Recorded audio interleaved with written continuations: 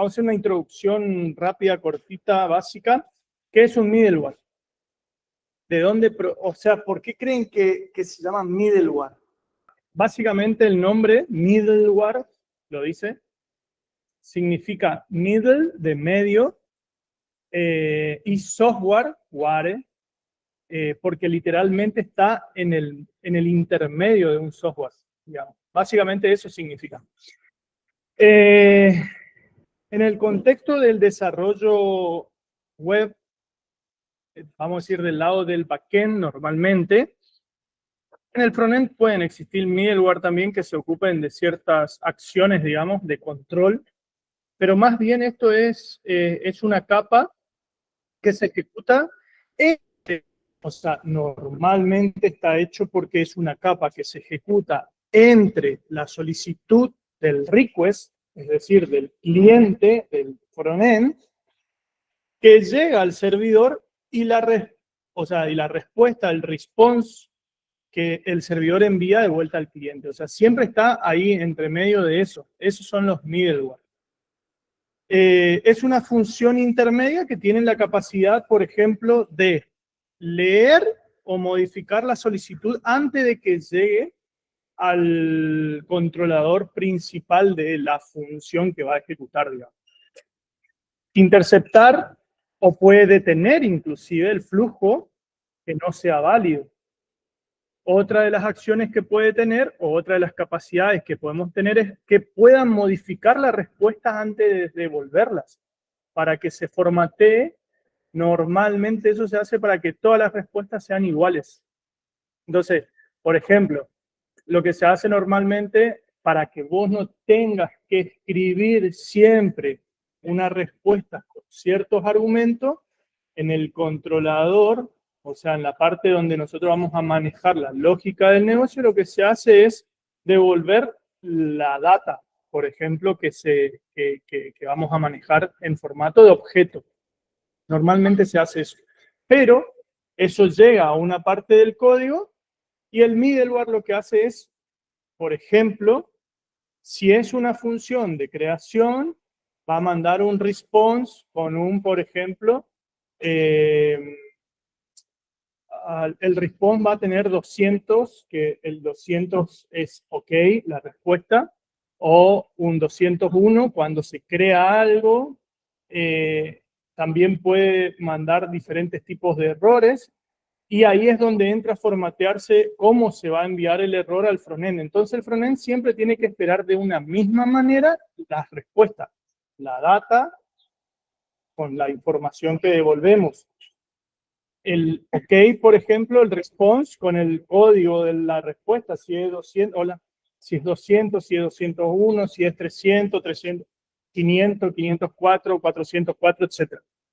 Entonces siempre vamos a tener la misma respuesta tanto para los errores como para los OK, los success, digamos.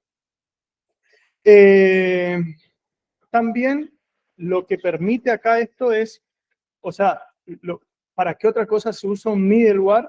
La otra cosa que le decía es que normalmente nosotros en lo que es JavaScript, del lado de los servidores, no se tiene mucho control de lo que sucede en el flujo de trabajo. No es que, a ver, no existe algo como en Java, C Sharp, PHP, que cuando ocurre un error o pasa algo, normalmente nosotros podemos entrar a un lugar, por ejemplo, en PHP Laravel, está muy bueno porque vos podés, no sé si sabían, pero los errores se guardan siempre en una parte donde en Linux creo que es que va a PHP y de ahí va a error log o access log, un script a controlar, digamos, y cuando pasa algún suceso, nosotros podemos tener como o pasa tal cosa, te avisa, o sea, podemos instalar eso o se puede desarrollar por parte nuestra ese script como para que tengamos un poco más de control. En JavaScript no existe algo, o sea, sí, a lo que quiero, no es así. Entonces, ¿qué pasa? Si nosotros no consoloveamos, por ejemplo, en lo que es Cloud Functions, en Firebase, no tenemos absolutamente, estamos ciegos, no tenemos manera de saber qué sucedió en tu función, digamos. Entonces, lo que se hace mucho acá es el console log, o sea, es como que tu aliado preferido a script Node.js. Entonces, otra de las cosas que el middleware realiza es encadenar múltiples responsabilidades. Por ejemplo, se puede crear un código para encadenar múltiples responsabilidades de login, seguridad, variaciones, etcétera. O sea, todo. No solamente el middleware, porque normalmente nosotros hablamos, el middleware es para, digamos, lo asociamos con la parte de seguridad, autenticación y autorización.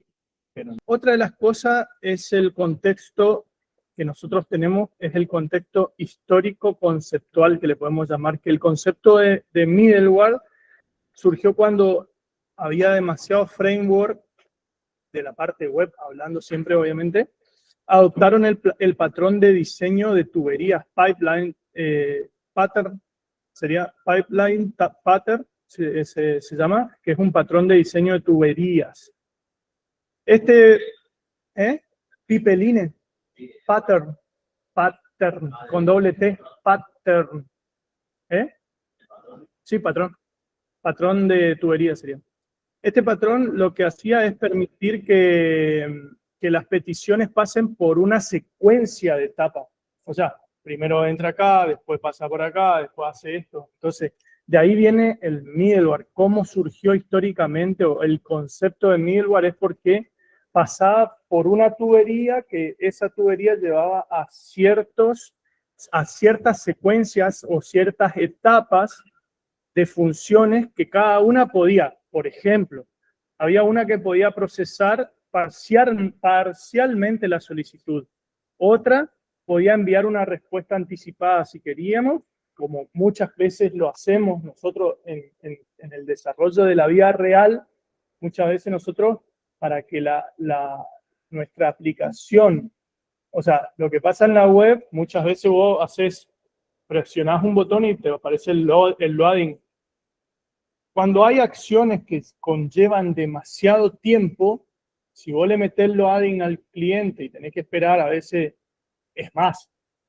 O sea, acá hay mucho por hablar, pero, por ejemplo, hay acciones que vos presionás y tenés que, no sé, subir un archivo y ese archivo tiene que importar 7.000 registros. Esa importación de 7.000 registros, por ahí, hace que tarde mucho en procesarse en el backend y el cliente como que está esperando.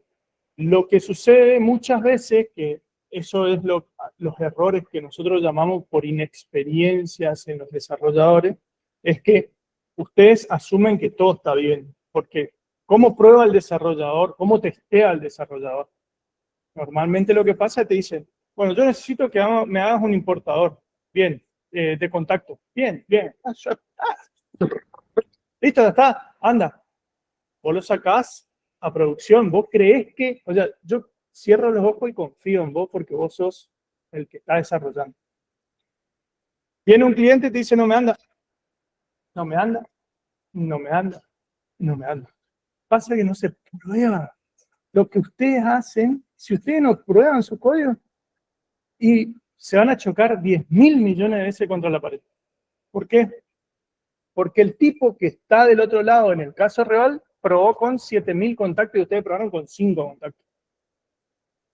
Probó con ñ, con tilde, con probaron todo con John Doe. Entonces, el error está en ustedes. Ustedes tienen que ir más allá, tienen que ser pillos, tienen que ser despiertos. ¿Se entiende? O sea, para eso existen herramientas.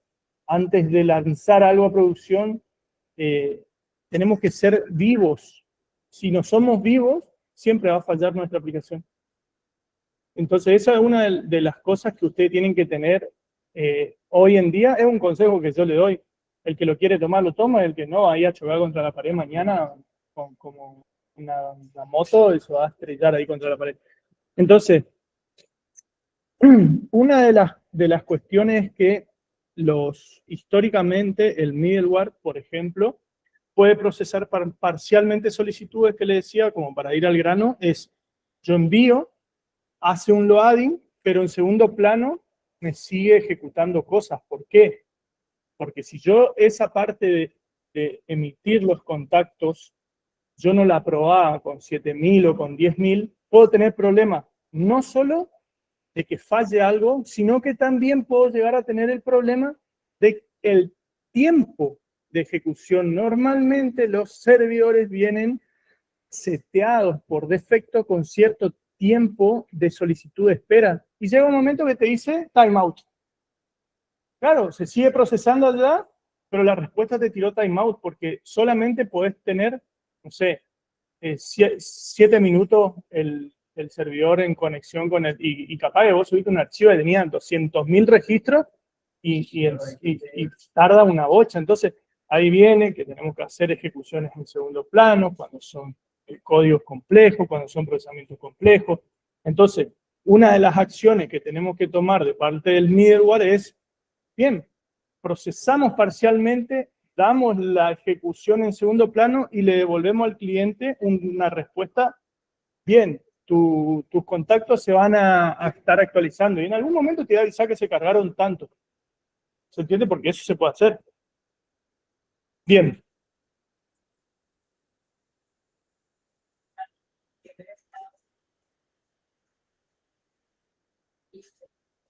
Sí. No, eso es un paginado. Pero sí, o sea, sí, no. O sea, sí, no. Los pipelines lo que hacen es como, no es tanto como consultas a base de datos, pero sí te puede llegar a pasar que vos pedís un reporte, por ejemplo, y en tu base de datos vos tenés que, no sé, recorrer 250.000 registros y no te lo podés recorrer en 2 segundos. Entonces vos tenés que hacer ahí una ejecución en segundo plano para que todo eso se ejecute, la lectura, el procesamiento, etcétera, etcétera, en segundo plano. En algún momento le vas a dar o le vas a enviar por mail el reporte o le vas a decir, che, está listo para descargar tu archivo, por así decirlo. Pero esto es porciones de código que están antes de procesar las solicitudes, digamos. Después, eso lo que le decía que había como, digamos, respuestas anticipadas. Entonces, les dije que era enviar solicitudes anticipadas o respuestas anticipadas, perdón. Y otra, por ejemplo, la fundamental que tenía en ese uso histórico y conceptual, pasar al siguiente paso, al siguiente step, al siguiente eslabón de la cadena, digamos. O sea, analizo, cumple, paso al siguiente eslabón. Puede existir otro middleware, o sea, que ejecute otra acción y así sucesivamente. Bien, o podemos imaginarnos, por así decirlo, podemos tener 4 casos diferentes que el servidor es como una fábrica, por así decirlo, y cada middleware es una estación en la línea de montaje de algo, no sé, de autos o lo que sea. Entonces, el primer middleware nosotros podríamos revisar el empaque, es decir, la autenticación, por así decirlo. El segundo middleware, o sea, llega, cómo está el empaquetado, etcétera. El segundo middleware podría verificar el contenido de la caja que llega, por así decirlo. Que ahí tendría que hacer la validación de los datos, que es lo que hicimos con Joy. El tercer middleware, por ejemplo, lo que podría hacer es agregarle un sello que podría ser como un log. Pasó por esta área. No sé, una cosa así, un console log. El último entrega el producto no sé, al cliente que vino a comprar ese paquete o ese producto, lo que sea. Entonces, ¿por qué existen los middleware? A ver, quiero que me digan ustedes por qué. ¿Eh?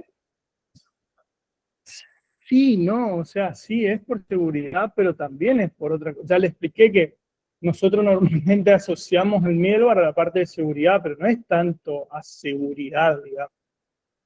Algo así. Procesos. Estructuramos procesos dentro de nuestro software. Trabajamos bajo una línea de proceso, de pautas. Nosotros decimos, yo quiero que se haga así, después así, después así. Exactamente. ¿Se entiende o no? Bien. Porque no todas las tareas... seguimos. Decía que si no nos vamos a llenar de código repetitivo en los controladores, digamos, en los servicios que vamos a tener dentro de nuestra API, dentro de nuestro backend, o lo que sea. Normalmente es seguridad, autenticación en cada endpoint, por ejemplo, validación de tokens, logs, manejo de errores. Esos son los middleware que vamos a conseguir, pero pueden existir muchos otros también. Entonces, el middleware lo que hace es separar la responsabilidad y mantiene un poco el código más ordenado, más limpio, escalable y reutilizable, que eso es lo que nosotros vamos a necesitar. ¿Qué tipos de middleware entonces podemos tener en un servidor como Express, que es lo que estamos manejando nosotros ahora? Normalmente podemos tener un middleware global que se ejecuta en todas las rutas, que puede ser, perdón, que puede ser un registro de log por cada request que exista. No sé, estoy hablando así en voz alta, ya veremos cómo lo vamos a usar. O un tipo de ruta específica, se llama, cuando nosotros tenemos que aplicar solo a ciertas rutas. Por ejemplo, hay muchas rutas o muchos endpoints que pueden ser públicos, entonces ahí yo no tengo que aplicar una validación de JSON Web Token, pero sí puede existir una parte que sea privada dentro de mi API, entonces que no quiero que nadie acceda a esa parte a menos que esté logueado, y de esa manera tengo como el tipo de ruta específica, se llama. Después podemos tener los middleware de errores, que sirve para derivar todos los errores y centralizar toda la parte de errores. Y middleware de integraciones también podemos llegar a tener, que se agregan funcionalidades externas a nuestra aplicación, como por ejemplo CORS, el parseo del body, Helmet, un rate limit. O sea, eso vamos a usar mucho, el rate limit. ¿Se acuerdan que era el rate limit? Bueno, todas esas cuestiones son muy necesarias, digamos, para nosotros. Entonces, algo, digamos, algún flujo que nosotros podemos llegar a tener normalmente en la ejecución, se puede ver algo como esto que les voy a... Se puede ver algo como esto que les voy a plantear acá. Nosotros podemos tener el cliente, que sería el frontend, va a pasar al middleware A, después el middleware A va a pasar al B, del B va a decir, bueno, ahora sí pasa al servicio o al controlador o donde se tenga que realizar la acción, y luego, por ejemplo, va a pasar por un tercer middleware, que es el C, para darle la respuesta, que es para mejorar la respuesta hacia el cliente. ¿Se entiende? Cada middleware, por ejemplo, puede recibir 3 parámetros. El primer parámetro, vamos a decir, contiene la información que el cliente envía, ya sea el header, todo lo que viene en el encabezado, todo lo que viene en el cuerpo, que sería el body, todo lo que viene en los parámetros, etc. Porque nosotros podemos tener el header, el body, el query o los parámetros. Y podemos tener muchas cosas otras más, pero vamos a hablar sobre esas cuestiones más que las que necesitamos saber. Otra de lo que viene es el response. El primero es el request, el segundo el response y el tercero es el next. Entonces, el next significa que, o sea, el response controla lo que se enviará como respuesta al cliente. Pero el next lo que hace es una función que llama al siguiente middleware que nosotros querramos ejecutar. Básicamente es eso. Pasó acá, pasa la ejecución. Llega a un lugar, yo ejecuto un middleware, llega ahí, continúa la ejecución. El next significa que continúe la ejecución. Bien. Si un middleware no llama a next, por ejemplo, ¿qué puede llegar a suceder? El flujo se va a detener ahí y no va a pasar. ¿Se entiende? Por eso el middleware siempre tiene que tener la acción next. Bien. ¿Cómo puedo? Esto es JavaScript, ese mismo, digamos, pausa de ejecución que hay, es la misma que pasa, por ejemplo, cuando en un navegador web, JavaScript, sea porque nosotros agarramos y programamos mal, o porque, no sé, por nuestra estructura así lo hace, obviamente, detiene, por ejemplo, el navegador bloquea la ejecución de nuestra web. No, es otro tipo de... Esto se detiene directamente y le va a enviar algo al cliente que va a hacer un error. No es lo mismo. Bien, por ejemplo, nosotros, bueno, ahora le voy a mostrar un poco de ejemplo de código, cómo podemos hacer, digamos, para que funcione de manera correcta los middleware. Vamos a cerrar acá y vamos a ir, lo que nosotros vamos a tener, vamos a ir a function, por ejemplo, y acá en modules, nosotros teníamos el business. Esto todavía no tenía nada de middleware, o sea, nosotros no estábamos haciendo absolutamente nada. Por un lado solamente teníamos creo que era el crear y el obtener, creo que habíamos completado eso un poquito, pero básicamente lo que nosotros podemos hacer es que, o sea, en un entorno serverless como es lo que tenemos con Firebase, nosotros no tenemos el control directo sobre el servidor, que era lo que yo le decía hoy. Express, o sea, el servidor Express que está escuchando constantemente, nosotros no vamos a tener el control sobre eso. En su lugar, Firebase lo que hace es ejecuta funciones bajo demanda. O sea, se enciende un servidor, se ejecuta y se apaga. Básicamente es eso. Entonces nosotros no tenemos manera de estar viendo en tiempo real lo que está sucediendo. Básicamente eso es así. Entonces cuando se dispara un evento HTTP,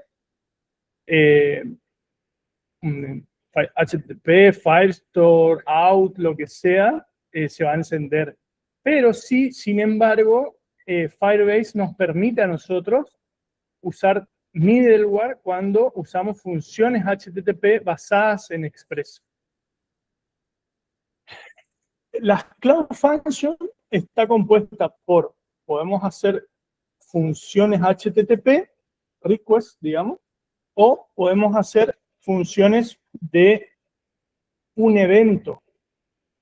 Un evento significa, por ejemplo, estar escuchando un path de Real-Time Database. Si cambia algo en este path, se activa una función y hace algo, lo que sea que se haga. ¿Se entiende? O sea, yo puedo tener una función que está escuchando algo.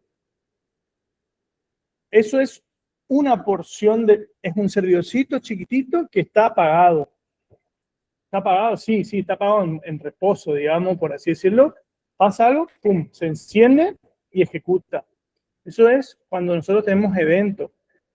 Esos eventos pueden darse a través de Firestore, Real-Time Database, a través de, digamos, lo que es autenticaciones, etc. Pero también a su vez tenemos Cloud Function que pueden realizar llamadas HTTP, es decir, desde el frontend llama. En ese caso sí nosotros podemos meter middleware, en el otro caso no podemos meter middleware, ¿se entiende? Solamente se ocupa en Express. Bien. Estas funciones son las que nosotros estuvimos viendo acá, que usamos Express, Course, hacemos el uso de Firebase Function y un montón de otras cositas, ¿no es cierto? Donde encendemos el servidor del endpoint que necesitamos. Entonces, acá nosotros, por ejemplo, podemos poner un middleware que sea global. ese middleware, o sea, podemos ponerlo, sí, pero no va a ser así. Yo les quiero mostrar nomás cómo sería y después lo vamos ustedes lo tienen que llevar, digamos, al uso correcto. No sé si me explico. Ustedes tienen que crear el código donde en source, middleware, etcétera. O sea, tienen que hacer el patrón de diseño de la manera en que ustedes van a organizar su código y de manera, digamos, un poco más organizada. Yo lo que puedo hacer es, digamos, mostrarle un ejemplo de cómo se usaría un middleware. En este bloquecito de código, yo les puedo mostrar un ejemplo de cómo nosotros vamos a usar un middleware. En primer lugar, nosotros, por ejemplo, podemos tener un middleware global que cuando exista una petición, o sea, esto lo que va a hacer es, existe una petición a nuestra API, se dispara este console log, que era lo que yo le decía hoy, que dice, no,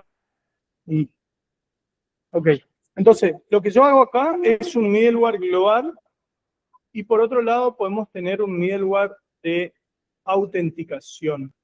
El middleware de autenticación, como lo ven acá en este caso, vamos a revisar, por ejemplo, en este caso es que la autorización, el token, sea igual a un secret key, por ejemplo, que tengan ustedes. O van a acceder a la base de datos ustedes y van a tener un token del lado del cliente, van a verificarlo. De esta manera no se hace, obviamente. Yo les estoy dando un ejemplo nomás, pero básicamente hay maneras de chequear si el cliente está logueado en Authentication de Google. Entonces, de esa manera, nosotros vamos a poder revisarlo. ¿Y cómo se usa acá? Es muy sencillo. Acá nosotros nuestra ruta la protegemos de una manera tal que podemos poner acá el checkout, sería llamar a esa función, básicamente. Entonces, lo que va a hacer acá es, va a recibir la información, pero sin la necesidad de que yo tenga que decirle al código, che, tiene que pasar esto por tal lugar. No, acá ya le digo, ¿no? ¿Se entiende? Ahora le voy a mostrar cómo se hace una Verify Token, obviamente. Y esta función nosotros la podemos tener en otro lado. O sea, normalmente se tiene en otro lugar esto. ¿Por qué? Porque si no, ustedes van a tener que, o sea, no vamos a tener el principio de reutilización de código, básicamente. Estamos incumpliendo con ese principio. ¿Es un middleware? Sí, es un middleware, pero es un middleware que lo estamos metiendo en cada uno de los módulos. Exacto. Por eso solamente les mostré cómo sería. Después, la idea es que yo les muestro el código. Ustedes deben desarrollarlo en su aplicación a esto. Y deben encontrar la mejor manera de hacerlo. ¿Se entiende? Bueno, los usos más comunes de middleware dentro de Firebase Cloud Function, por ejemplo, es la autenticación de JSON Web Token, que es cuando un usuario, digamos, inicia sesión y está logueado en Authenticator, en el Authentication, a ver, Authenticator o Authentication. Authentication. Si el usuario está logueado, el usuario siempre tiene un token activo. Ese token siempre envía en el encabezado. Por ende, nosotros tenemos que revisar ese token que llega por el encabezado. El middleware sirve para verificar, adjuntar, digamos, lo que es el user request de lo que nosotros estamos intentando hacer peticiones del lado del cliente.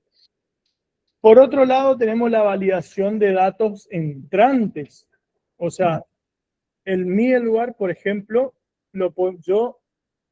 fíjense que yo le había pasado a ustedes cómo se hace la parte del join. Nosotros podemos convertir en un middleware, pero ¿qué sucede? Ese middleware ya no es tan, o sea, sí, es medio complejo de reutilizarlo porque cada request tiene algo diferente, es muy dinámico. Entonces, se puede encontrar la manera de hacerlo dinámico. Exactamente. Entonces, pero podemos crear un middleware que use este tipo de librería. Acá habían nombrado, no me acuerdo quién era, que usaban Joy y había otras personas que usaban otras cosas, o en la otra comisión era. Bueno, después, en otros casos podemos tener middleware de logs, como les había dicho, log y auditoría. O sea, auditoría en el sentido que endpoints fue pasando la petición, a través de que endpoints fueron ingresando los datos.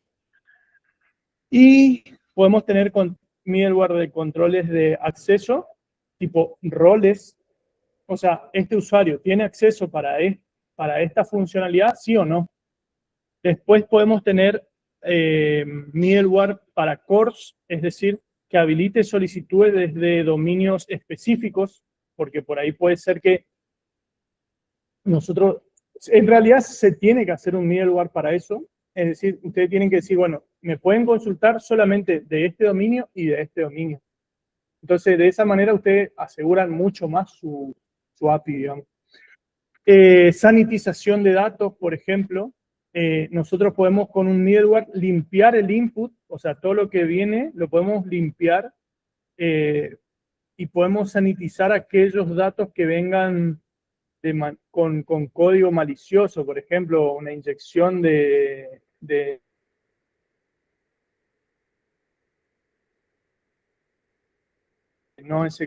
inyección de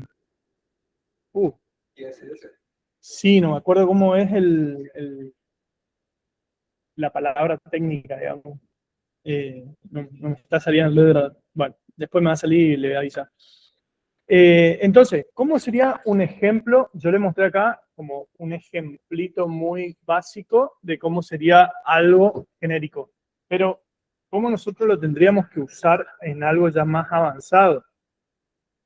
Lo que nosotros tendríamos que hacer es como tener un middleware de validación con Joy, que es lo que nosotros venimos haciendo en cada servicio, ¿cierto? Que es cuando se va a dar de alta una empresa, cuando se va a modificar, cuando se va a borrar, cuando lo que sea. Pero después tenemos, por ejemplo, yo le había mostrado lo que era el middleware hace un ratito de lo que es la validación de la autenticación del usuario. Y nosotros podemos mantener los middleware modulares. O sea, podemos crear una carpeta middleware o no, podemos usarlo en utilities, o sea, están abiertos a que lo usen como quiera. Lo que nosotros tenemos que evitar es lógica de negocio dentro del middleware. Nosotros no tenemos que hacerlo, o sea, cálculos matemáticos, cosas así, no tenemos que hacerlo dentro de los middleware. Ni microservicios tampoco, mucho menos, obviamente. Entonces, siempre tienen que ser middleware reutilizables, que funcionen para todos. Y tenemos que cuidar también, tenemos que ser objetivos en el tema de cuidar el rendimiento más en entornos serverless. ¿Por qué? Porque nosotros no tenemos en control. Y cada middleware consume tiempo y ejecución. Y si nosotros metemos 10.000 middleware porque creemos que es lo más seguro del mundo, porque dicen las buenas lenguas que tenemos que usar muchos middleware, podemos hacer acá nuestra API o nos puede venir mucho de facturación. Entonces, hay que tener cuidado en el procesamiento también. No es que yo voy a meter middleware porque se me ocurre, no es tan así. Entonces, eso se tiene que pagar de alguna manera esa ejecución. Bien. Ahora vimos lo que es la parte de middlewares, pero ahora vamos a hacer como un paneo general de lo que es la seguridad de las API. Entonces después pasamos a lo que es ya la autenticación, digamos, de los usuarios. Y en concepto general, ¿qué significa, digamos, lo que es la seguridad en una API? Es un conjunto que nosotros vamos a tener de estrategias, de controles, protocolos, buenas prácticas, que nos va a permitir a nosotros diseñar, digamos, o nos va a, sí, nos va a permitir diseñar para poder proteger y la integridad de nuestros datos, de nuestro software y la disponibilidad también de esos datos, no solo de protegerlos, sino que también estén disponibles con protocolos, buenas prácticas y un montón de otras. Entonces, una API insegura es una puerta, un backdoor sería una puerta trasera abierta que cualquiera podría usarla para alterar datos o saturar nuestro sistema de la manera que quiera el cliente, digamos. Entonces, en lo que es desarrollo de backend actual, o sea, nosotros siempre vamos a, o vamos a asumir que nuestra API va a estar expuesta a Internet normalmente. Si está expuesta a Internet, como pueden encontrar muchas APIs libres, que son con las cuales ustedes pudieron hacer el parcial, digamos. Entonces, esas APIs, si no tienen seguridad, muchas veces pueden tumbarle los servidores. Obviamente nosotros no vamos a hacer eso. No, yo creo que hay conciencia, hay personas que no van a estar tumbando servidores de API que se usan para estudio o para probar o para testear, no sé si me explico, pero hay gente que se dedica a hacer eso, a poder, a estar atento a esas boludeces y bueno, el mundo lleva a que nosotros tengamos que estar atentos a eso. Entonces, en el desarrollo de backend normalmente lo que existe actualmente, que siempre va a estar expuesta en nuestra API, puede ser descubierta la API, porque por ahí nosotros decimos, bueno, yo tengo este dominio, este subdominio, no lo va a conocer nadie. Nadie sabe, yo nomás sé, porque yo nomás lo creé. Pero existen personas que se dedican a buscar dominios, subdominios, bots que andan dando vuelta por la región y dicen, ah, mira, acá encontré un subdominio, ah, bueno, vamos a atacarle. No sé si me explico. Entonces nosotros tenemos que asumir todo eso. Y también tenemos que asumir que puede ser infeccionada nuestra API. O sea, pueden meter un hoy, o sea, hoy con la información que fluye así de rápido, cualquiera se levanta un Kali Linux y te mete ahí una inspección de puerto a tu API, te hace un escaneo de todos los puertos, qué están abiertos, qué no están abiertos, qué firewall tenés, qué esto, qué lo otro, qué aquello, o sea, si es Node, si es Nginx lo que te atiende, si es Apache, si todas las vulnerabilidades había por haber, qué sistema operativo tenés corriendo, o sea, hay miles de cosas. Entonces, también tenemos que tener en cuenta que en el desarrollo de backend modernos, o actuales, mejor dicho, requerimos controles automáticos y no manuales. O sea, nosotros tenemos que estar automatizando esos controles para poder defendernos. Y acá viene todo lo que sea la parte de autenticación. La autenticación responde a una pregunta que nos tendríamos que hacer nosotros siempre, digamos. ¿Quién está haciendo esta solicitud, por ejemplo? Eso significa que es una autenticación buena. Que o sea, siempre se tiene que estar preguntando, o ustedes mismos se tienen que poner en el lado de la máquina y decir, ¿quién está haciendo esta solicitud? Lo primero que tenemos que hacer es eso, es identificar a quién hace el request. Entonces, una autenticación básicamente es el proceso de verificar la identidad del usuario o el sistema que está intentando acceder a nuestra API.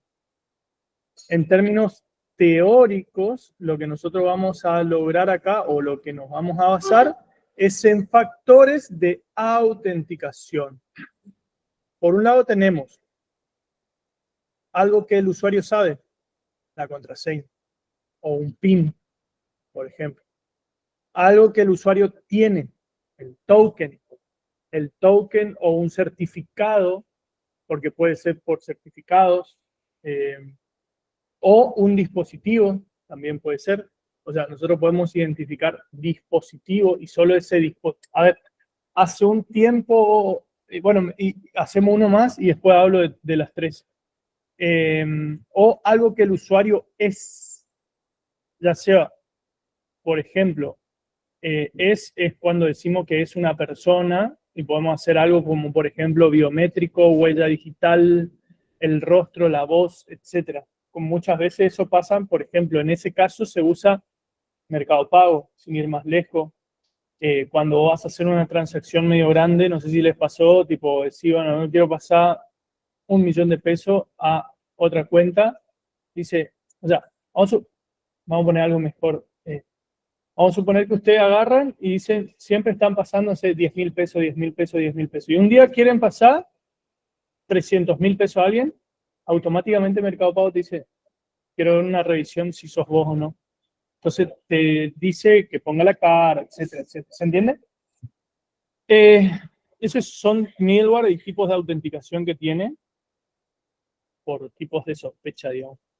Lo que le decía era que cuando un usuario tiene, por ejemplo, yo me refiero a un dispositivo, un certificado o un token. Token es cuando nosotros ya estamos logueados, es decir, nos registramos, nos logueamos y tenemos un token. Entonces, tiene ese token, esa negociación. Siempre que consulte va a ir y va a venir mi token y me va a responder el servidor. Pero ¿qué pasa? Muchas veces, en algunos casos, existía otro nivel, o hace un tiempo atrás existía otro tipo de nivel, no sé si alguna vez escucharon que en algunos laburos, capaz de sus padres, o no sé si alguna vez tuvieran alguna experiencia de trabajo por acá, pero antes, por ejemplo, para hacer transferencias de una empresa, tenías que asociar un dispositivo de la empresa. Es decir, por ejemplo, esta computadora es la única que puede hacer transacciones y que el banco la habilitó y es el único dispositivo que puede hacer transacciones. También existía eso en el HSBC, creo que había algo parecido para lo que era, me acuerdo más o menos porque tenía alguien conocido que usaba, que vos podías bajarte la aplicación y registrarla en tu teléfono y era el único lugar. Si vos cambiabas de dispositivo, por ejemplo, tenías que volver a hacer todo un proceso de que te liberen, digamos, ese dispositivo para que puedas usarlo en otro celular y así sucesivamente. Entonces, eso es lo que el usuario tiene. Por más que tenga un token, por ejemplo, ustedes quieren decir, no, bueno, pero aparte del token quiero tener un certificado. Un certificado es que el cliente tiene un certificado y el servidor tiene un certificado. Y en cada petición tiene que viajar ese certificado. Ese tipo de nivel del que habló es, por ejemplo, en redes, el equivalente en redes, como por ejemplo nosotros autorizamos la entrada digamos, la transmisión de paquetes mediante, por ejemplo, la confirmación de una dirección MAC de un dispositivo, por ejemplo. Sí, pasa que la dirección, sí, puede ser la dirección MAC es... Sí, pero ¿sabe qué pasa? Que la dirección MAC está asociada más bien a la tarjeta física de red. Y el dispositivo tiene también su identificador. O sea, en lo que es celular no se usa Mac. Hay como un identificador. Ahora inclusive en el celular ya no se puede, o por lo menos en lo que es, creo que ni Android ni iOS te permiten acceder al email. El email está descartado ya, no se puede acceder al email de la persona. O sea, es una medida de seguridad, entonces es como que no se puede usar más esa metodología. Antes sí se podía porque tenías acceso al email, ahora ya no. Entonces no es viable porque puede cambiar tu identificador de dispositivo, lo puedes clonar, puede hacer un montón de cosas. Entonces, hay cuestiones que ya no se aplican, digamos. Bien. Las APIs normalmente pueden tener autenticaciones de primer o segundo factor, digamos, con protocolos bastante estandarizados. Primer factor sería usuario contraseña, ¿se entiende? Y segundo factor es cuando nosotros tenemos lo que normalmente se conoce que eso, te llega un mensaje de texto o tenés instalado algún authenticator en tu dispositivo que va generando códigos aleatoriamente o cosas así. ¿Usaron eso alguna vez? Sí, la mayoría de las aplicaciones tienen Bueno, digamos. Bien. Entonces, por ejemplo, en lo que es Node.js, nosotros podemos tener API Keys, que es la autenticación simple de sistemas. Es la API Key es una autenticación súper simple. Después podemos tener también JSON Web Token, que eso ya es más seguro, es una autenticación basada en token. Después podemos tener OAuth 2.0, que es la delegación del acceso entre aplicaciones. Por ejemplo, de lo que usamos con Google Login, que es el authentication, digamos. Y después tenemos el Firebase ID Tokens, que es una autenticación gestionada por Firebase Auth. O sea, podemos usarla también, que está bueno para hacerlo. El riesgo que si nosotros no aplicamos alguna de estas acciones, por ejemplo, es cualquier actor dentro de la red, dentro de la World Wide Web, puede ejecutar cualquier tipo de endpoint que está dentro de nuestra aplicación. Entonces eso viola 3 principios de seguridad, los 3 principios que le comenté anteriormente, que era confidencialidad, integridad y disponibilidad. O sea, son 3 principios que se van a violar y que lo ideal sería que eso no suceda, porque si no su web sería como muy vulnerable. Bien. Autorización. Una cosa es la autenticación y otra cosa es la autorización. La teoría dice, así como nosotros hace un ratito hablamos de quién está haciendo esta solicitud, en la autorización, una vez que nosotros identificamos a ese actor, por así decirlo, o a la entidad, nosotros tenemos que hacernos la siguiente pregunta. ¿Qué puede hacer esta entidad dentro de mi software? ¿Se entiende? La autorización tienen que recordársela como ¿qué puede hacer esta entidad o este usuario dentro de mi software? Esa es la pregunta que haría la autorización, como para tenerlo más tangible en el mundo real. Porque si no, es como que nosotros hablamos en el lenguaje de máquina, yo le puedo decir en términos muy técnicos, pero la realidad que se traduce todo ese tecnicismo a algo simple. Es una pregunta que se tiene que hacer. Entonces, la autorización define los niveles de accesos o permisos que va a tener. O sea, no todos los usuarios deben tener los mismos privilegios en una aplicación. Eso tienen que tenerlo 100% ya en su cabecita. Deben existir jerarquía, roles, contextos, etcétera, que puedan bloquearlo o que puedan decir, no, hasta acá llegaste vos. Modelos teóricos de autorización existen, o sea, creo que existen más, pero vamos con 3 modelos teóricos de autorización. Uno, le voy a escribir acá.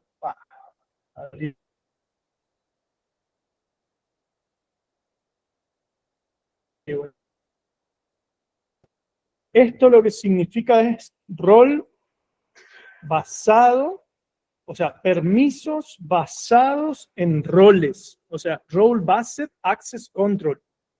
Permisos basados en roles.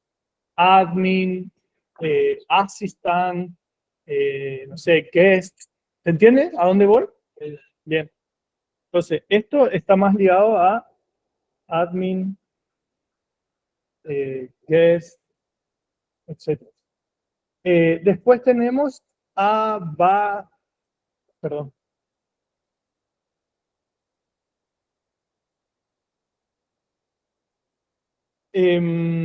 Con permisos basados en atributos, que sería ABAC, es Attribute Based Access Control, que es, por ejemplo, la ubicación, el estado, etcétera. De acuerdo a eso, yo te genero los permisos. O podés acceder acá o no. Si vos te encontrás en Corrientes, no, vos no podés acceder a esto. Si vos te encontrás en tal cosa, en esta sucursal, podés hacer tal cosa. Si estás en la otra sucursal, no puedes. ¿Se entiende o no? No, entiendo que es teórico porque la diferencia acá es, digamos, al fin y al cabo, el rol también es un atributo. Cuando podríamos pensar como un atributo, ¿Cómo? Pará. Nosotros planteamos que estos métodos de autorización son digamos, teóricos, son construcciones que nosotros hacemos.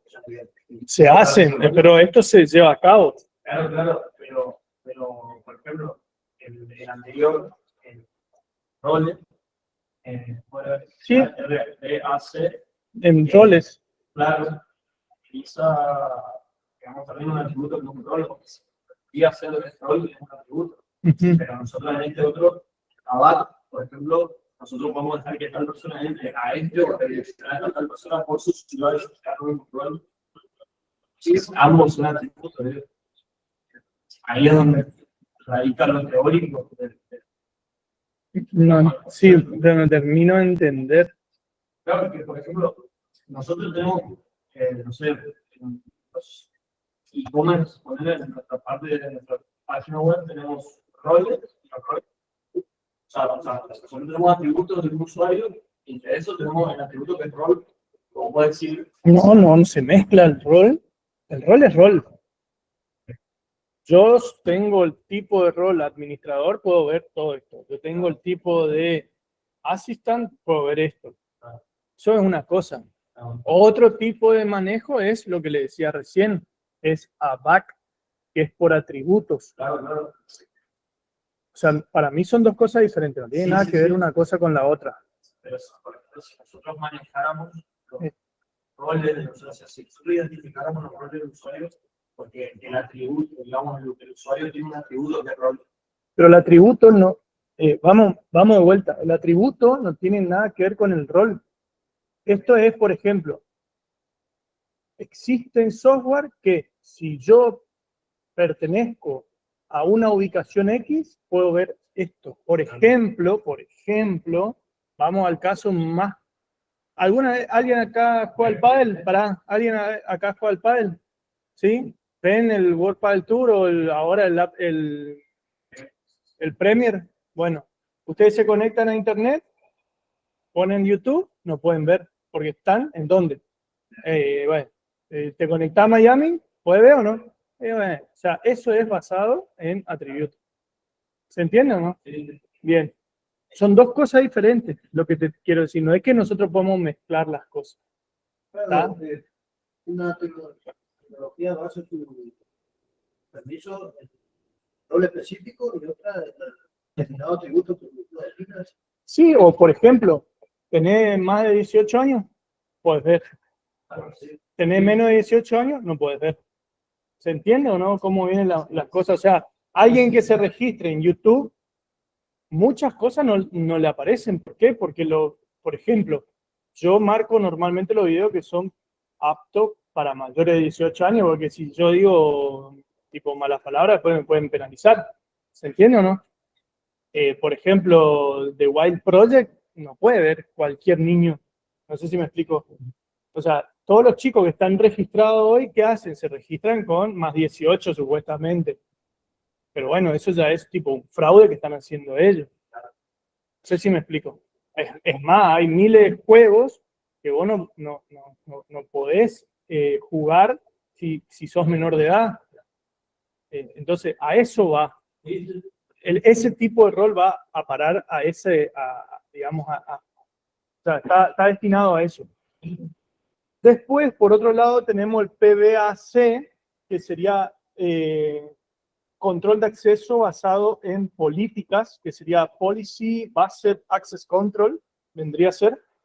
Es un modelo de autorización que las decisiones de acceso se basan en políticas declarativas, no en reglas estáticas o rígidas, sino en políticas declarativas.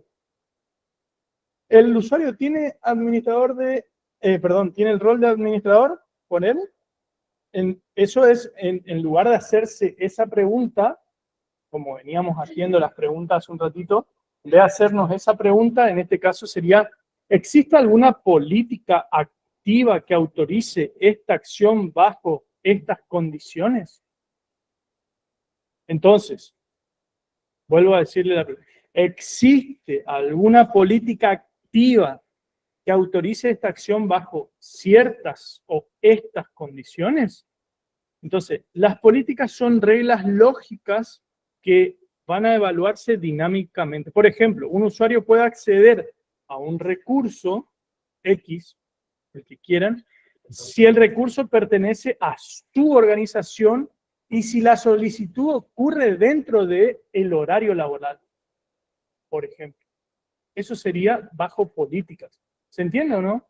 O sea, yo voy a poder acceder a esta vista solo si estoy en horario laboral y solo si yo pertenezco a esa organización.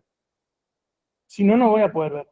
Esas son políticas basadas en políticas. Control de acceso basado en políticas. ¿Se entiende o no? Sí. Bien. Ok, avancemos. ¿Hasta ahora se escucha bien en Goya o no? ¿Alguien se quejó? Justo se está entrecortando. Ah, mierda. Justo se está entrecortando eso. Qué sal que tenemos, ¿eh? Bueno. Seguimos. ¿Cuál es el riesgo que podríamos llegar a tener si nosotros, por ejemplo, no aplicamos este tipo de, digamos, de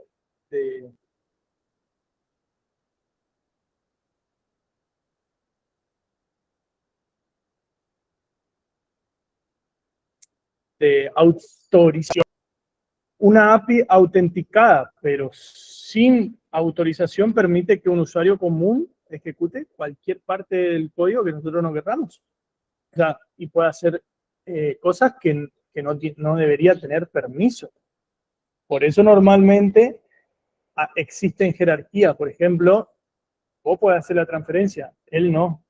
Él solamente puede ver las transferencias que se hicieron, por ejemplo.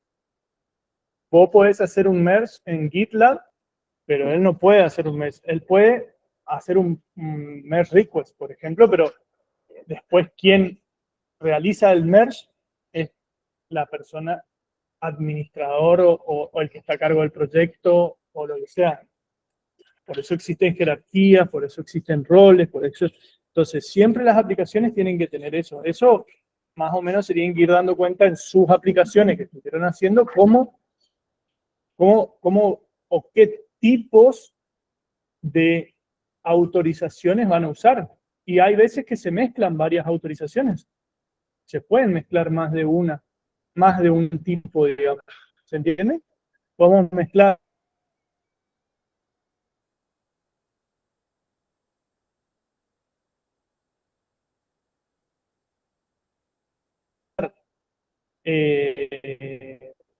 basados en políticas, horarios, sea. Podemos mezclar basados en atributos y podemos mezclar con roles. Nosotros tenemos varias mezclas ahí en nuestras aplicaciones. La que hacemos por política no tenemos que... En realidad sí, pero no, pero es para el usuario final en realidad, no para nuestros usuarios directos, digamos. Bien. Validación y sanitización. Validación y sanitización de entrada de datos. Eso era lo que habíamos hablado hace un rato. es que toda entrada debe considerarse normalmente no confiable. Entonces, nuestra API, o sea, hay un paradigma que se llama Zero Truth. Indica que ningún dato debe procesarse sin verificar su validez y formato. Cero, con Z, Zero Trust. Entonces, validar es comprobar que los datos cumplen con un esquema o un patrón esperado, que es lo que estamos haciendo con Joy, ¿se entiende? Entonces, pero por otro lado, tenemos que sanitizar también. Es limpiar los datos, o sea, Joy también tiene para hacer sanitización. Entonces, lo que nosotros, la sanitización es limpiar ese input para eliminar o neutralizar algún contenido malicioso como script, como inyecciones de SQL, como algunos comandos que te quieren mandar, porque muchas veces te quieren ejecutar comando o script de tu propio código, en tu propio lenguaje.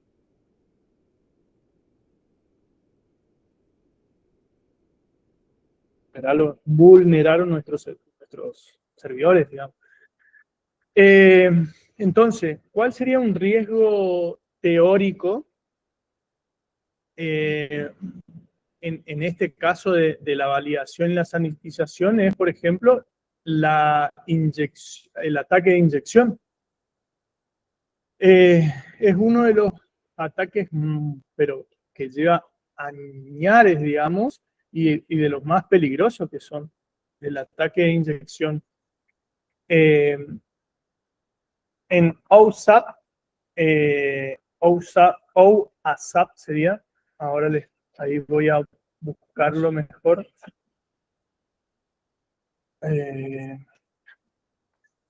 Esto, a ver si les puedo compartir, si anda más o menos en internet, ahí está. Ok, esto, o sea, OSAP es como está muy lento esto, pero bueno, es como una organización. El ataque de inyección está en el top 10. Y un atacante puede manipular un campo o una entrada, por ejemplo, un input o un texto, una caja de texto múltiple o lo que sea, para ejecutar comandos de base de datos, porque, a ver, ya no se usa más en la entrada, por ejemplo, vos estás esperando. Son, o sea, las patas fundamentales que tienen que desarrollar son middleware, errores, y después vamos a la lógica, pero también obviamente la lógica, si no le ponen empeño, están en el horno. ¿Estamos? En mi empresa compramos un gateway, se llama GSM. ¿Para qué sirve un gateway GSM? Ustedes ponen los chips ahí adentro y eso, en vez de que la llamada llegue al celular, llega a ese gateway, que es como un switch.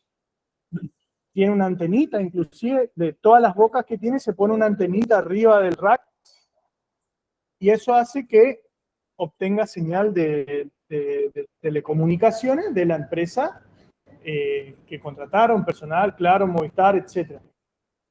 Entonces, ¿qué sucede? Te llaman, entra la llamada al gateway, el gateway tiene un ruteo, manda la llamada a nuestro servidor SIP. Esa llamada cae en una cola, esa cola tiene que derivar a un usuario, a un área o a lo que sea, porque existe una central telefónica. De ahí, a ver si ven ahí. Ahí está. Entonces ustedes, por ejemplo, los que están usando, pueden agarrar y decir, bueno, salgo, hago una llamada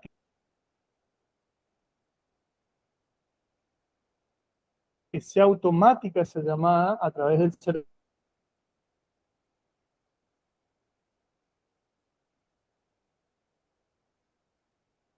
servidor SIP, que ese servidor sea quien maneje las colas y diga, este teléfono no se está utilizando hace tanto tiempo, entonces la llamada va a salir por ese llamada.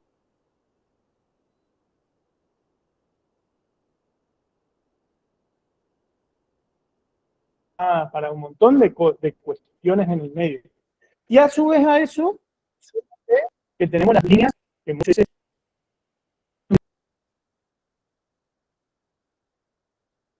todos te dicen eso. Eso se llama hoy en día VoIP, teléfonos VoIP.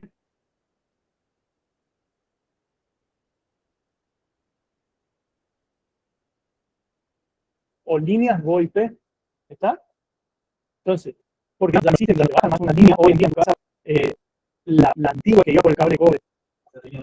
Analógico ya no existe más. Ahora ya existe solamente VoIP. Te dan un teléfono fijo, sí, pero es VoIP. ¿Se entiende? ¿Qué tiene de diferencia el VoIP? Permite múltiples canales. Vos podés comprarte la empresa que te brinda el VoIP te puede dar, ya sea iPlan, Anura, y hay otras empresas a nivel nación, estoy hablando. Después a nivel internacional también existen muchas empresas que hacen eso, que lo que te brindan, por ejemplo, es canales. Vos le decís, yo quiero 5 simultáneos, 10 simultáneos, 20. Entonces pueden estar 20 personas haciendo llamadas o recibiendo llamadas todas al mismo tiempo. ¿Se entiende? Bueno, ¿a dónde quería llegar con todo eso? Fíjense el quilombo que es eso. Bueno, para eso yo necesitaba poder lograr establecer qué cantidad de clientes puedo meter en un servidor SIP. O sea, porque la concurrencia, bueno, entonces en ese sentido yo necesito, por ejemplo, usar la inteligencia artificial. ¿Por qué? Porque necesito búsquedas más rápidas, porque esto está indexando información de todo el mundo. Entonces lo que yo hago es, por ejemplo, en esos casos, yo le pregunto a la inteligencia artificial, le hago toda esta explicación que estoy haciéndole a ustedes, por ejemplo, le escribí, y después decir, si yo tengo, por ejemplo, porque ahí viene la parte difícil, no sé quién era que me preguntó hace un ratito, ¿cómo usa usted? ¿Vos era que me preguntaste? Vos. Y ahí viene la parte difícil. ¿Cómo hago para que muchas empresas, que a su vez tienen muchos usuarios dentro, pueda lograr mantener, o sea, cuánto de red voy a necesitar, cuánto de procesador voy a necesitar, cuánto de RAM voy a necesitar, o sea, qué especificaciones tiene que tener mi servidor, si la latencia es un factor, sí, por el TLS, si, por ejemplo, ¿qué es lo que más se consume? Procesador, ahí me enteré, o sea, hay muchas cosas que me voy enterando porque voy investigando y porque voy haciendo ciertas preguntas con cierto nivel de conocimiento también, pero para eso tenés que leer primero. No es preguntar por preguntar, porque si no vos estás preguntando y no sabes qué estás queriendo hacer. Y la inteligencia artificial te va a marear por todo el mundo hasta vos llegar a algo concreto. Entonces, llega un punto que vos tenés que hacer algo, cálculos más precisos, cosas más precisas, más detallistas, que no te lo va a resolver tu conciencia, digamos, o tu sapiencia, sino más bien te lo va a resolver alguien con conocimiento. ¿Quién es ese alguien con conocimiento? ChatGPT, por ejemplo, que lo uso mucho. Pero yo me baso en eso. Por ejemplo, yo le digo, bueno, decime esto, esto y esto y esto. Yo le pregunto. Una vez que me responde sobre esa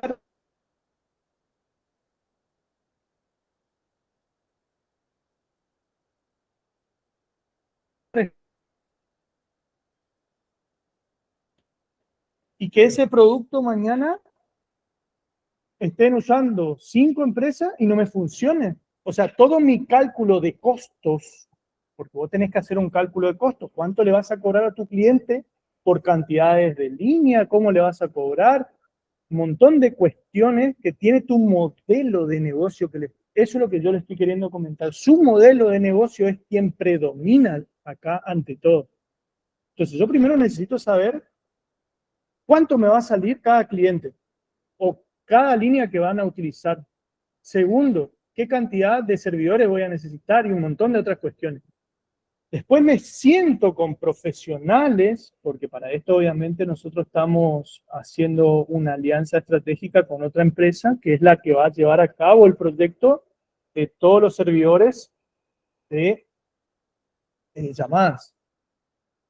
¿Por qué? Porque si no me tengo que poner a estudiar yo todo lo que podría hacer otro sería. A eso quiero llegar. ¿Y qué pasa? Pero yo con esa persona que me voy a sentar, no me puedo sentar y decirle, ah, sí, yo necesito esto y esto y esto. No, yo me tengo que sentar con datos. Yo me tengo que sentar firme, con conocimiento, porque no es que cualquiera me tiene que venir a meter el perro a mí, a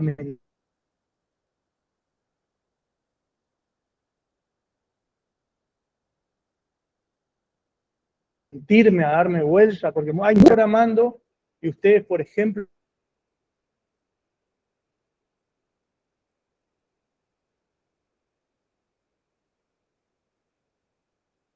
se le ocurre un caso, o sea, no vamos a... ¿Cómo puedo hacer para poder crear mi pack o cuál es el pack correcto que yo debería tener de acuerdo al modelo de negocio que tengo? Y ahí está el punto. O sea, ustedes pueden diseñar un pack. Bueno, agarran y le preguntan a la inteligencia, vas a poder encontrar los datos. No vas a poder filtrar por esto, no vas a poder filtrar por aquello, no vas a poder identificar acá, no vas a poder identificar allá. Esas son las cuestiones que ustedes tienen que resolverlas. ¿Se entiende? Y después, otra cosa, ¿para qué uso la inteligencia artificial? Le tiro acá un código, después de este coso le digo, ¿cómo se hace para hacer un filtro? Bueno, ¿cómo se hace para hacer nada? ¿Cómo se hace un filtro? Estoy dando un ejemplo, un filtro en un arreglo de objetos que necesito quitar, corroborar un subobjeto X. Y no me acuerdo la sintaxis. Le tiro esto y ahí me va a decir, bueno, no le puse en JavaScript, ya se va a dar cuenta, porque sí, se da cuenta porque yo uso JavaScript y me conoce. Entonces ahí te está tirando, fíjate un subobjeto, ¿verdad? Te tira acá, ah, sí, así se hacía, no me acordaba la sintaxis. Para eso lo uso la inteligencia artificial. Porque yo sé lo que quiero programar y sé cómo la estructura que tiene que tener mi proyecto y sé más o menos el patrón de diseño que uso. Pero por ahí no me acuerdo algunas cuestiones y le pongo acá un objeto X, agarro y digo, che, qué quilombo esto, a ver, voy a mirar acá, vengo a la base de datos, no sé, una cosa así, normalmente me pasa, agarro acá, estoy en esta base de datos, digo, che, esta es mi base de datos, por ejemplo. Esta es mi base de datos, tengo esto, sí, pero no sé cómo hacer para tal cosa. Agarro, exporto el JSON, ese JSON que exporté, lo pego acá en esa pregunta que le hago, y le digo, estoy queriendo hacer tal cosa con JavaScript, pum, y me tira. Y ahí analizo. Che, pero no, esto no me sirve, porque si yo hago esto, después en mi código allá voy a romper tal cosa. Y se puede hacer de otra cosa, porque en mi código tengo, ya no le digo que yo no le copio mi controlador y le pego ahí mi controlador, sino analizo si me va a funcionar o no me va a funcionar. No sé si me explico. Y después es prueba y error. Y capaz vos me vas a decir, sí, pero eso no es productivo, porque la inteligencia artificial, vos metés en Cloud o metés en GitHub Copilot o metés en, no sé, en Windsurf y te hace todo solo. No necesitas estar haciendo eso. ¿Está bien? Si vos lo querés usar así, es como yo les digo, te rompe el código por detrás. A ver, ¿a quién le pasó que estaban haciendo algo? Y sean sinceros, estaban haciendo algo, le pidieron a Cloud, a Copilot o a Windsurf y le rompió otras cosas que ya estaban funcionando y le hizo lo que querían, pero dejó de funcionar otras cuestiones. ¿A alguien le pasó acá eso o no? ¿Eh? Entonces, eso es por el desconocimiento, ¿se entiende? Por el uso de la inteligencia artificial. A eso quería llegar. ¿Se entiende el punto a dónde quería llegar? No es que yo estoy queriendo contradecir a todo el mundo o le estoy diciendo no a la inteligencia artificial. Sí, pero una inteligencia artificial pensando y capacitándose ustedes, chicos. HTTPS y cifrado de transporte. Esto es algo muy, muy importante. Hoy ya no existen más las aplicaciones o las API o las web HTTP que transmiten datos. O sea, lo que es HTTP transmite datos en texto plano. En texto plano. ¿Qué significa eso? Que cualquier nodo intermedio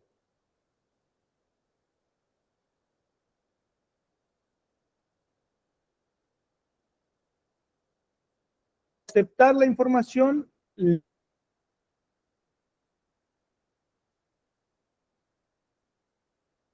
leerla,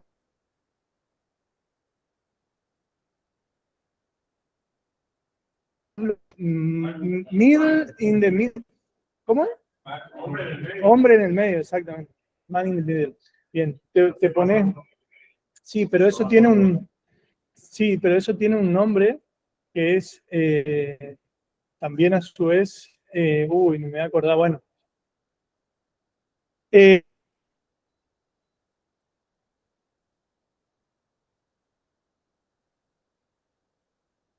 Puedo estar leyéndolo y obteniendo información, contraseña, etcétera. Hay mucha gente acá. Pongo datos, alguien debe estar ahí comprando algo, algún jueguito, pum, tal, saqué la tarjeta de crédito. Un montón de cosas, información valiosa para nosotros. Estoy poniendo mi número de documento, mi fecha, todo en el formulario y chao, me robó todo, si no está cifrado. Entonces, HTTPS lo que vino a hacer es que sea seguro, por eso es, S es de secure.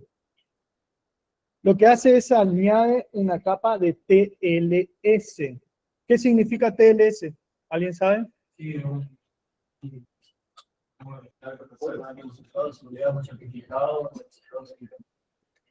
es una capa de transporte de seguridad. Se llama Transport Layer Security. Es una capa de transporte segura. Eso es básicamente. Que lo que hace es cifrar la comunicación que nosotros estamos mandando. En vez de que vaya por texto plano, el texto viaja todo cifrado, o sea, hasta el otro lado. Cifrar significa que solo el emisor y el receptor pueden leer los datos. ¿Se entiende? O sea, eso significa cifrar, que solo, por ejemplo, si yo me estoy comunicando con vos, nosotros dos nomás podemos. En cambio, esto que estamos haciendo ahora, que estamos comunicándonos a través de un lenguaje, el castellano, yo estoy hablando y nuestra comunicación está en HTTP, porque todos están escuchando. Ahora, si yo quiero una comunicación cifrada, te mando un WhatsApp entre nosotros dos, una cosa así, ¿se entiende? Entonces nadie puede ver, ¿por qué? Porque los datos que estamos mandando se están mandando todo oculto, digamos. ¿Qué es lo que pasa cuando yo estoy en una reunión, por ejemplo? Que yo estoy hablando en una reunión y nosotros con mis socios siempre tenemos el teléfono acá. Y vos estás acá y tipo, está hablando él y yo no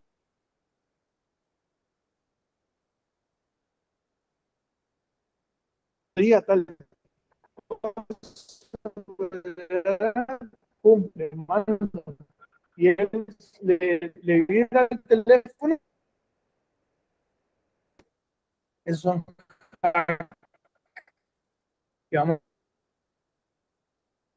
Bien, el riesgo sin HTTPS, cualquier contraseña, cualquier token, cookie, puede ser capturada, puede ser leída y puede existir un ataque se llama MITM, MITM, algo así se llama el ataque.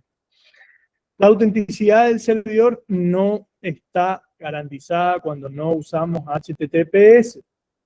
Entonces, es un principio teórico que se basa en la criptografía, es decir,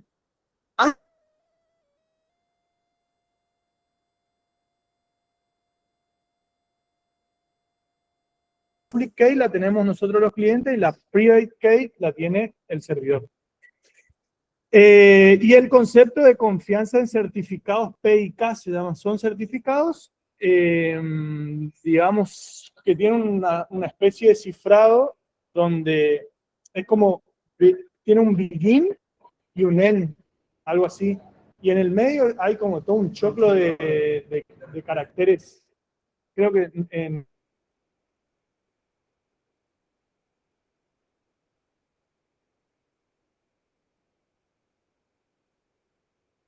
bien, otra de las cosas importantes que teníamos que hablar hoy es el tema del rate limit. O sea, control de tasa significa. A lo que ese ataque puede llegar a generar un ataque de denegación de servicio que se llama ataque DOS. Ahora, otro de los puntos importantes que son como de los que yo estaba queriendo hablar son como 9, 10, 11 creo que son. Bueno, otro de los puntos importantes en lo que es seguridad de la API, porque esto sí o sí lo teníamos que ver, es el CORS, que es el Cross Origin Resourcing Sharing. ¿Está? ¿Saben más o menos qué significa todo eso? Más o menos, a grandes rasgos. Alguien que sea valiente y que me diga más o menos. Sí, a ver, es el que tiene la parla en el curso de él, ¿viste? Digamos, la seguridad que tienen los sistemas, la seguridad que hay entre la comunicación entre los sistemas que son API, o sea, un sistema de API, de que lo que sale de un lado puede ser percibido de otro lado. O sea, entonces, o sea,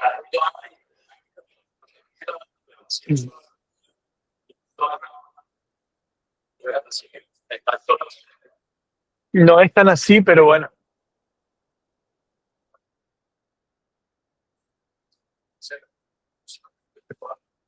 Sí, pero no es tan así, pero bueno.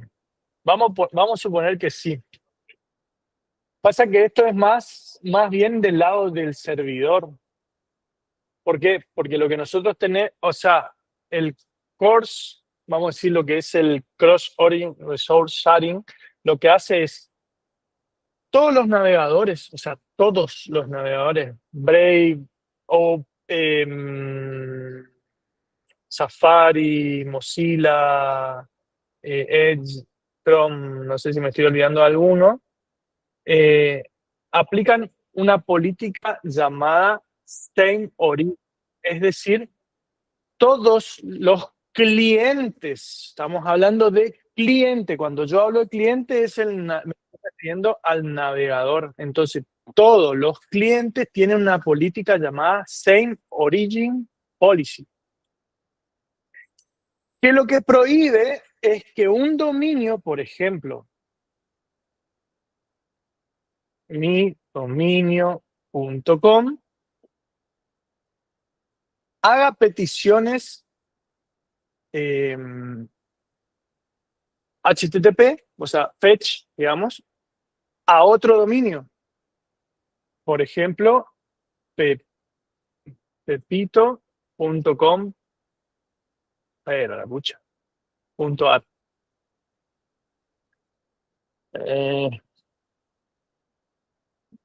Ahí va, a ver si anda. Esto es lo que le decía. Todos los navegadores lo que hacen es que, por ejemplo, midominio.com hace que prohíbe que, o sea, de esta web le haga una petición a esta otra web que es pepito.com. Entonces, ¿qué define CORS? define explícitamente qué dominios están autorizados a comunicarse con tu API, agregando cabeceras de control como una de las cosas importantes es Access Control, así se llama, Allow Origin. Otra es Access Control Allow Method. Y otra, ¿para qué sirve esa? No, ¿para qué sirve esa que les puse última? ¿Qué métodos?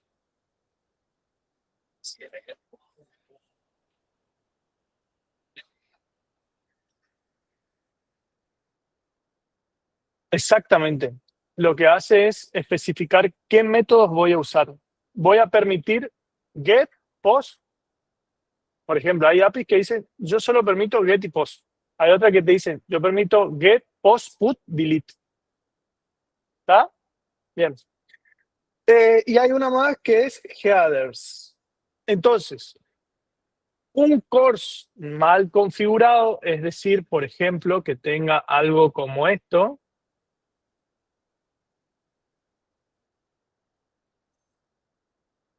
Esto significa que estoy permitiendo que cualquier dominio.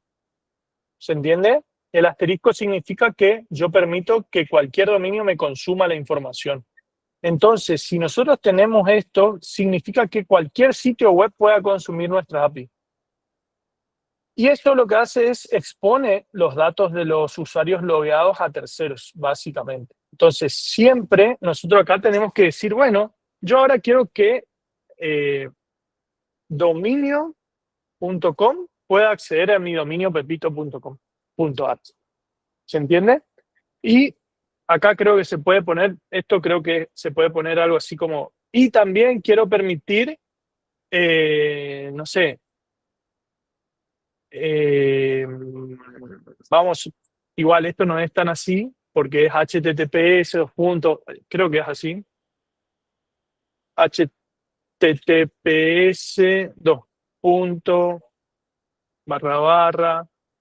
y creo que tiene que terminar con barra, y así sucesivamente, y puedo tener más de un dominio aceptado, bla, bla, bla, bla. Bien. Esa es la manera correcta. ¿Está?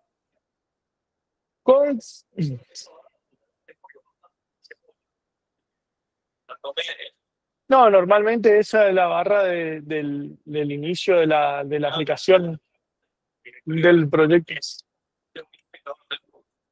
Sí. Entonces, después tenemos, por ejemplo, la protección contra ataques comunes. O sea, las fundaciones como OWASP, que les compartí recién, que son, publica años tras años los riesgos más críticos que existen a nivel mundial de las vulnerabilidades que existen en Internet. Básicamente es eso. En API lo más relevante que hay es la inyección de dependencias, o sea, manipular consultas o comandos a través de diferentes inputs. Y se mitiga eso con la validación, con Joy. Se mitiga demasiado con Joy, con tipo de dato, qué está recibiendo, también con el uso de ORM. O sea, hoy en día el uso de ORM bajó drásticamente el tema de la seguridad, o de la inseguridad, mejor dicho, porque ya no se hace más consultas peladas a la base de datos directo, digamos, sino pasan a través de un ORM que no puede recibir un SQL injection, digamos.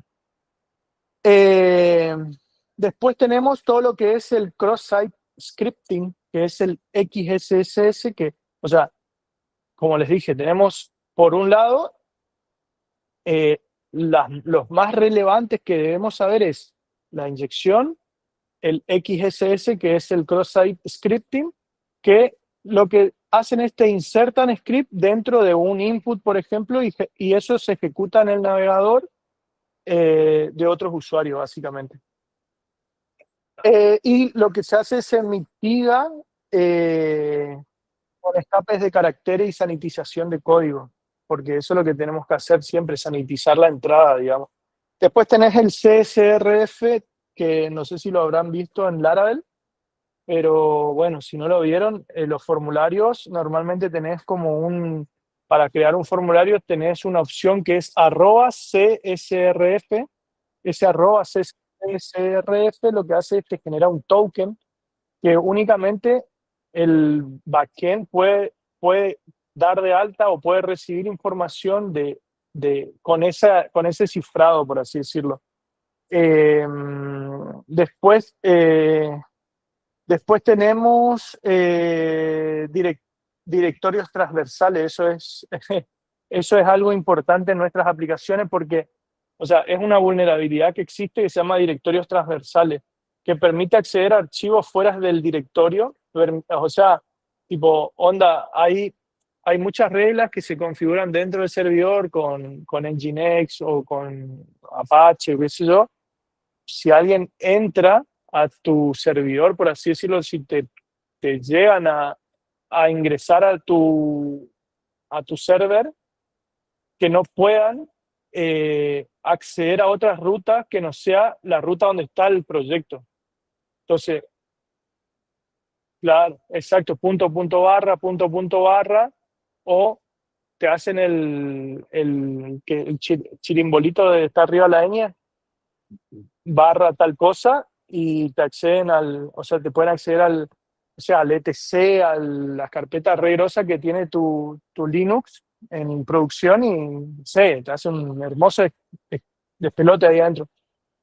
Eso se llama vulnerabilidades de directorios transversales. Entonces, hay que tener mucho cuidado. Muchas veces te ponen script donde se ejecuta un HTML y después de ese HTML te empiezan a ver todos los directorios que tenés dentro de tu servidor, o sea, un montón de cosas.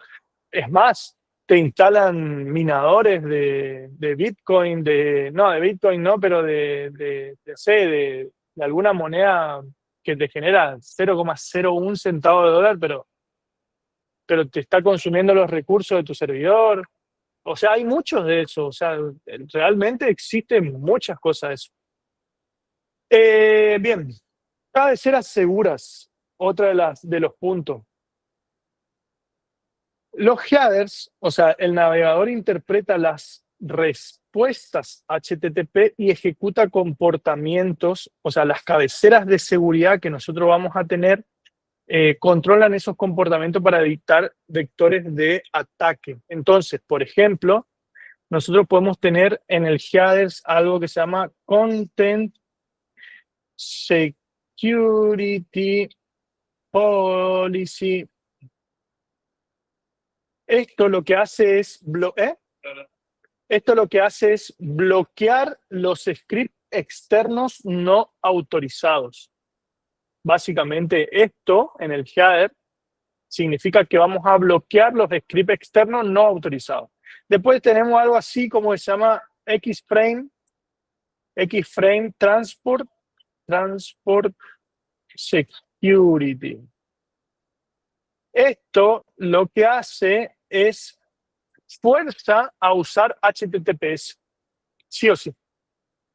Y después tenemos algo que se llama X Content Type Options. Capaz que lo habrán visto en algún lugar. Cuando ustedes agarran y ponen inspeccionar elementos en el navegador y van, cuando la petición que hace hacia el servidor, se van a ver todas estas cositas. Y esto lo que hace es, el último, el Content Type Options, previene interpelaciones erróneas de MIME, se llama. A ver, ¿cómo le explico?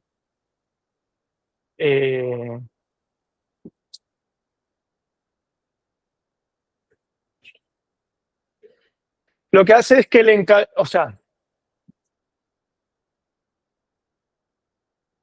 le indicamos al navegador que no deben intentar adivinar, digamos, el contenido de un archivo, básicamente. O sea, el navegador no debe interpretar el contenido de un archivo, sino que debe confiar estrictamente en que el servidor declare los encabezados HTTP. Si no, lo que va a pasar, o sea, con esto lo que va a suceder es que vamos a evitar a que el atacante manipule el encabezado para que un navegador interprete incorrectamente un archivo, básicamente. ¿Se entiende? ¿Más o menos? Bueno. ¿Qué otro tipo? Login y auditoría. En seguridad, no solo importa prevenir, que era lo que le decía hoy.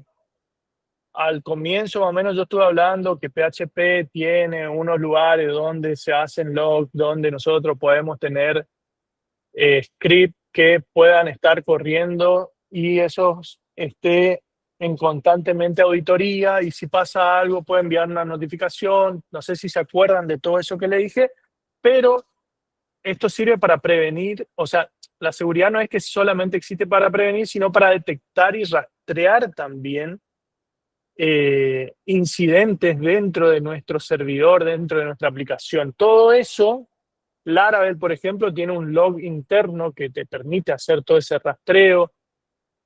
Todo lo que entre por Nginx también te permite hacer eso. O sea, hay muchas.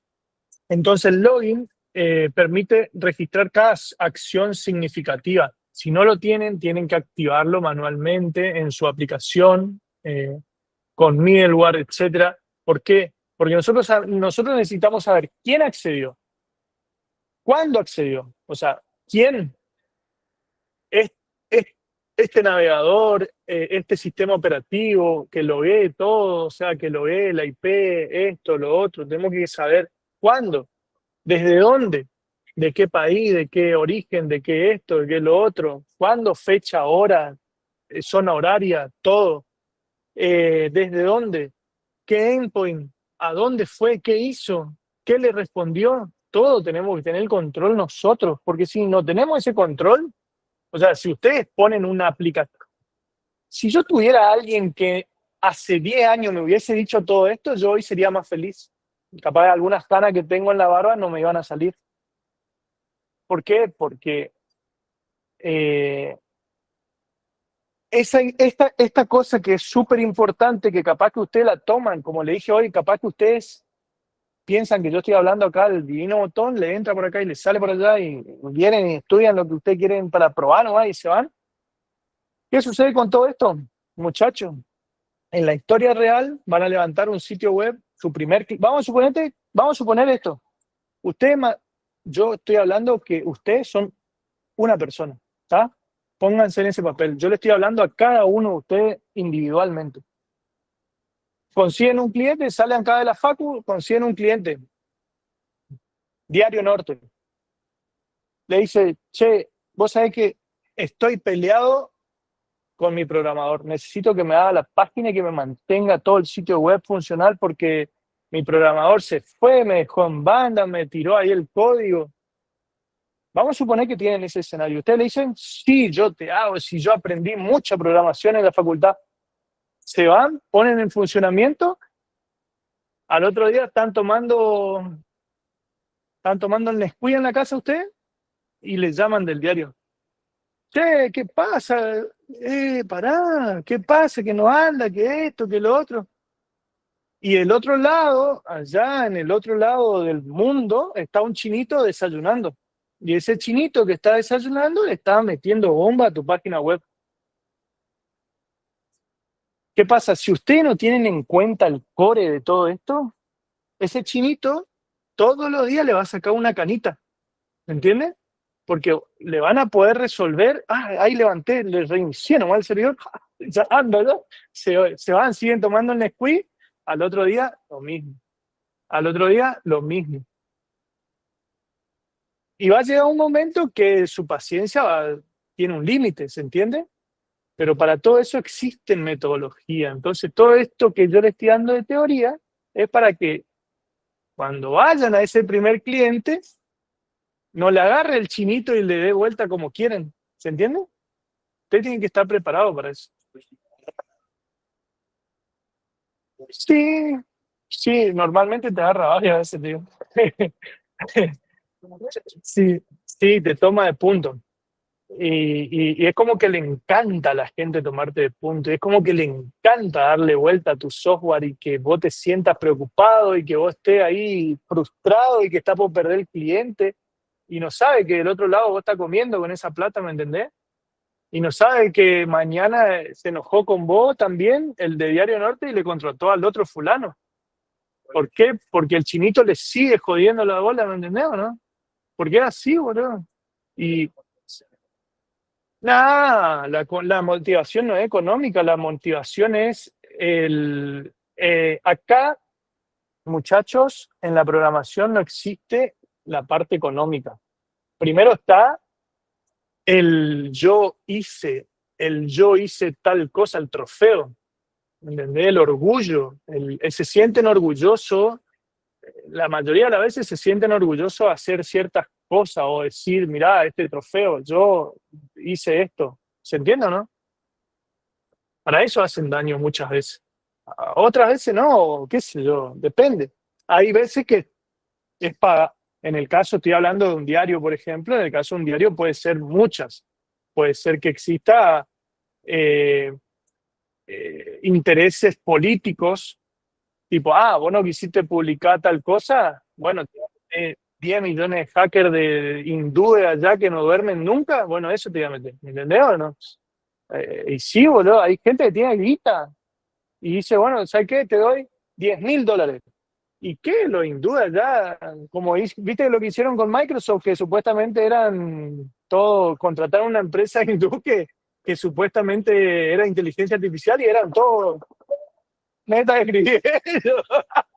Y bueno, y bueno, entonces lo mismo pasa, muchachos. O sea, no sé si a ustedes le pasan, pero en el LinkedIn te llueven notificaciones de hindúes que quieren ser tu amigo y que si vos le apretás, después te dicen, che, mira, yo hago página web, no sé, a $2. Entonces, sí, boludo, o sea, es así. Es más, conozco empresas de acá de Chaco que contrataron desarrollo de India que le cobraron, no sé, güey, un software, ponele que vale hoy en día un software desarrollado de cero, esto, lo otro, $30.000, $50.000, los hindúes le hicieron por $1.000. ¿En serio, eh? O sea, es una locura. Pero ¿qué pasa? Tienen 200 amigos que todos necesitan $1. Bueno, entonces le vamos a cobrar eso. Y en 2 días te sacan un software y sí, boludo, o sea, puedes competir contra eso. Y es re difícil, el día a día es re difícil igual. No hay empresas de Argentina comúnmente que contraten hindúes. ¿Se entiende? Por la barrera idiomática y por la barrera cultural, horaria.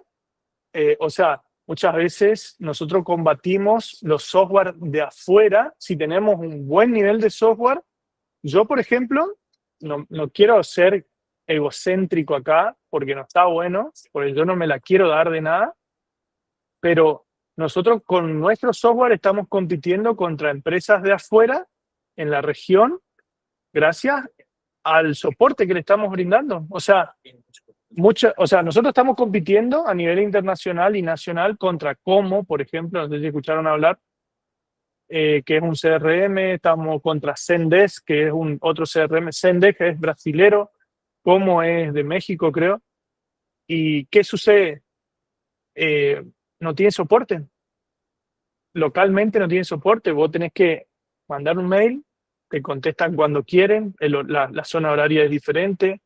Hasta que te contestaron, el tipo se cabreó, el tipo de la empresa. En cambio, nosotros acá tenemos un soporte 24/7 prácticamente. Me están escribiendo a veces, yo acá voy controlando. Bueno, ahora no tengo nada porque está todo tranquilo, pero hay días que te escriben y nosotros resolvemos.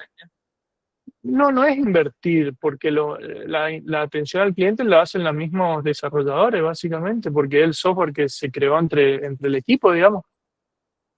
Pero estoy sacando muchos clientes de otro software.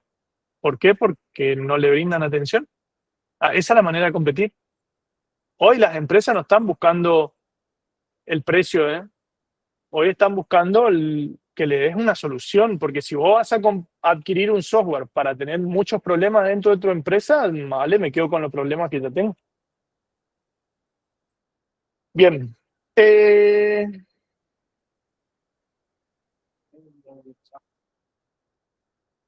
Y eso es todo, chicos, por hoy. Hasta ahí llegamos. ¿Cómo se usa? Usa de la siguiente manera. Esto ya lo habíamos visto ya, que nosotros tenemos que tener sí o sí un Firebase JS. Sí o sí tenemos que tener eso. Pero por otro lado, a ver dónde tenemos. Pará.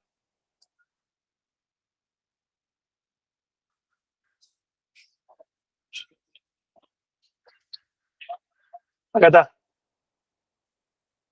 Esto es lo que tenemos que tener, chicos.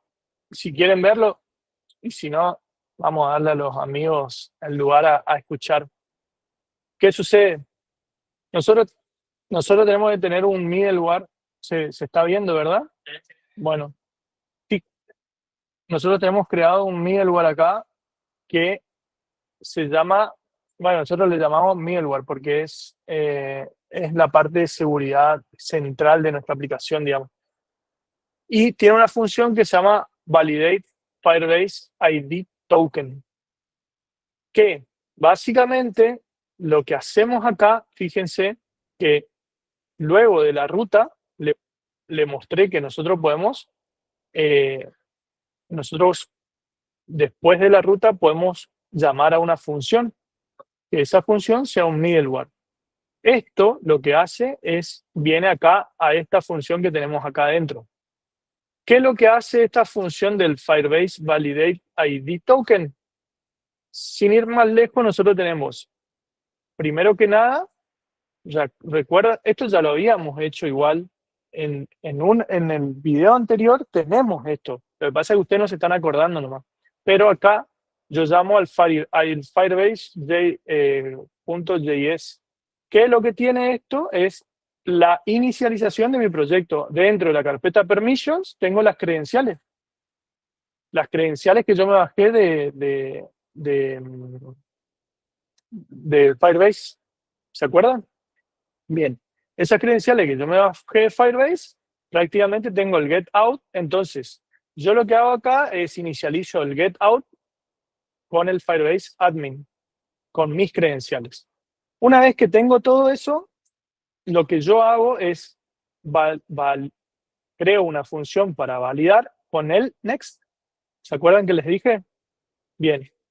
Sí, exactamente. Entonces, yo creo una variable que se llama ID token, pero yo miro el request, tiene que tener autorización en el header y también tiene que debe comenzar con bearer, porque es el token que viene en el encabezado.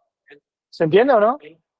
Ustedes cuando hagan una llamada a la API y le dicen que la autenticación es a través de OAuth 2.0, es bearer, espacio, y viene el token. Entonces, yo acá le digo, el encabezado debe comenzar así. Si no comienza así, ya estamos mal ya. Sí, comienza así, bien. Entonces, cortame, le hago split, cortame esto y devolveme la posición 1, porque esto me va a quedar en la posición 0. ¿Se entiende, chicos? Entonces ahí obtengo el token que me llega del cliente. Una vez que, o sea, si no pasa esto, le digo, no estás autorizado para entrar le paso un 403 y le digo error, un authorized, porque si no, no vas a saber por qué tiene el error. Bien, una vez que pasa esto, lo que yo hago acá es llamo a una función que ya viene con el Firebase admin out es una función que ya viene incorporado con este paquete que tengo acá, que yo inicialicé, que yo ya estoy inicializado, y le digo, verificame si este token está activo. Y acá me pasa un decode token y esto le pongo require user. Y ahí le digo next, ¿no es cierto? Hay que pase al siguiente. Entonces, lo que hace es, básicamente, esto es para loop load, eso no necesito. Entonces, lo que hace básicamente acá es, si esto está ok, me va a dar un user ID. En realidad, me da el usuario que está logueado, básicamente, y pasa. Si no, no estás autorizado. Esto es lo que nosotros hacemos. Esto es un middleware. ¿Se entiende o no? Y eso se llama en cada una de las peticiones que son privadas.